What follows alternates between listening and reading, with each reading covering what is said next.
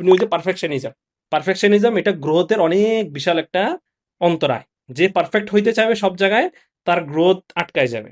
ঠিক আছে, over thinking করা যে কোনো জায়গায়, আরে আমি কি আসলে এখন সুইট স্পট কিনা আবার জাম্প করে, ভাই দুনিয়াতে কখনো আপনার জন্য সুইট স্পট আসবে না টিল ইউ জাম্প। আপনার আজকে এখনই আপনি যে অবস্থান এটা এখানে জাম্প করতে হবে অ্যাটলিস্ট এতটুকু, যে কোনো একটা মাইক্রোনিশ সিলেক্ট করে নিশের ভিতরে মাইক্রোনিশে আপনি ধরেন আপনি ফেসবুক কনভার্সনে গিয়ে জিএফএল গুলো শিখলেন, আপনি শুধু এই নিজেকে 3টা বিষয়ের উপর নিজেকে এক্সপার্ট বলেন, আপনাকে তো অন্য কিছু বাইরে বলার দরকার নাই। রাইট, আমাকে যখন অন্য রাইট। ক্লায়েন্টে যখন অন্য কিছু বলতো, তুমি এই জিনিসটা পারো কিনা, যদি আমার যদি বলতেন আমি এটা এক্সপার্ট, আমি শুধু ফেসবুক কনভার্সন এপি এক্সপার্ট, ঠিক আছে, সমস্যা আছে।